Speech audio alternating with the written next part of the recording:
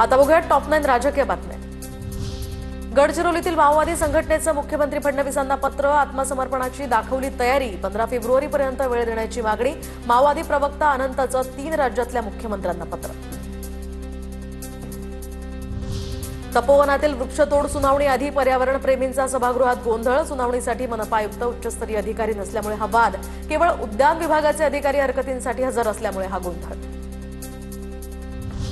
ठाण्यामध्ये परप्रांतीय रिक्षा चालकाची राज ठाकरे अविनाश जाधवांना शिवीगाळ, गांधीनगरमध्ये मनसेची नाही तर भैयांची चालणार असं म्हणत किरकोळ वादातनं रिक्षा चालकाची मुजोरी, रिक्षा चालकाला चिथळसर पोलिसांनी ताब्यात घेतलंय।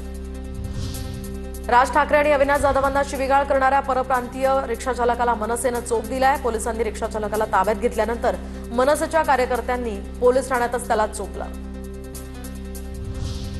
भाजप खासदार अनिल बोंडे यांना पुन्हा शिवीगाळ आणि धमकीचा फोन, अमरावतीच्या राजापेठ पोलिसांनी वरुड इथून या तरुणाला ताब्यात घेतलं। काम का नाही केलं असं म्हणत खासदार बोंडे यांना तरुणाकडून शिवीगाळ। अहिल्यानगर जिल्हा सहकारी मध्यवर्ती बँकेच्या अध्यक्षपदी चंद्रकांत घुले पाटील यांची निवड। चंद्रकांत घुले पाटील हे अजित पवारांचे खंदे समर्थक। आमदार शिवाजीराव कर्डिले यांच्या निधनानंतर अध्यक्षपद रिकामं होतं। आमदार संग्राम जगतापांची ठाकरेंच्या शिवसेनेचे शहर प्रमुख किरण काळेंना 51 कोटींची अब्रू नुकसानीची नोटीस। जैन समाजाच्या जागेवर जगतापांनी कार्यालय थाटल्याचा किरण काळेंचा होता आरोप, तर माफी मागण्याची जगतापांची मागणी। नागपूरच्या सावनेरमध्ये महिलेचं भाजपचे आमदार आशिष देशमुख यांच्यासमोर गाऱ्हाणं, माझा मुलगा हरवलाय असं म्हणत महिलेचा देशमुखांसमोर आक्रोश।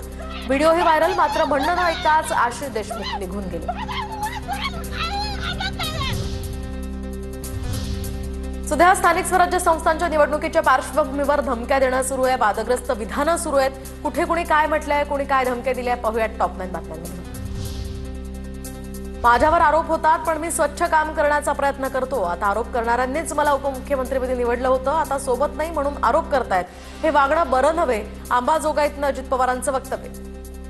आरोप करणारे आता जरी माझ्यावर आरोप करत असले तरी मागे त्यांनीच मला तिथं उपमुख्यमंत्री म्हणून बसवलं, आता मी त्यांच्या बरोबर नाही म्हणून आरोप करतात, हे वागणं बरं नव्हं। खासदार बजरंग सोनवणे यांच्याकडून निवडणूक निर्णय अधिकाऱ्याला धमकी, मनानं बदलून गेला तर ठीक, नाहीतर त्याचा काय कार्यक्रम करायचा, खासदार म्हणून तो करणार।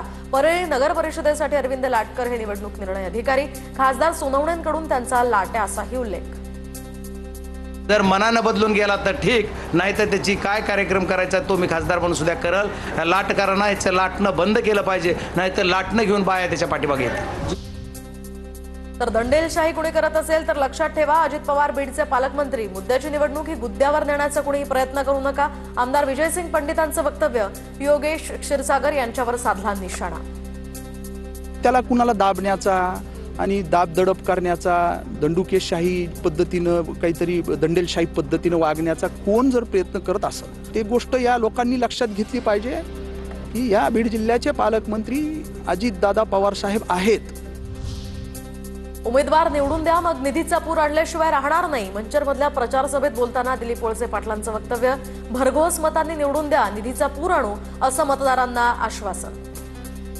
17 नगरसेवक भरघोस मतांनी निवडून द्या, निधीचा पूर व्हायल्याशिवाय आम्ही या ठिकाणी राहणार नाही। आमच्या 4 उमेदवारांना प्रत्येकी 20 लाख देऊन फोडलं, अजित पवारांच्या राष्ट्रवादीकडून बिनविरोध नगरसेवक निवडून आणण्यासाठी दबाव तंत्राचा वापर, युगेंद्र पवारांचा बारामतीमध्ये आरोप। 8 पैकी साधारण 4 उमेदवार म्हणजे 4 सीटवर आमचे उमेदवार होते आणि एकेकाला त्यांनी 20 लाख रुपये तिथं असे दिलेत, अशी चर्चा लोकांमध्ये आहे। राज्यात आपली सत्ता आहे आणि तिजोरीच्या चाव्या आपल्याच हातात आहेत, यासह अर्थमंत्री सुद्धा आपला आहे, त्यामुळे मत तुमचं, निधी आमचं असेल। तर महिला आयोगाच्या अध्यक्ष रुपाली चाकणकरांचं हे वक्तव्य। आपली सत्ता आहे,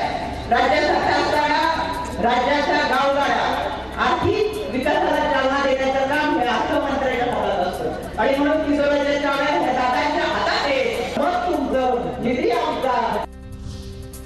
भाजपचे खासदार अनिल बोंडेंना पुन्हा शिवीगाळ आणि धमकीचा फोन, अमरावतीच्या राजापेठ पोलिसांनी वरुड इथून एका तरुणाला ताब्यात घेतलं। काम का केलं नाही म्हणत खासदार बोंडे यांना तरुणाकडून शिवीगाळ।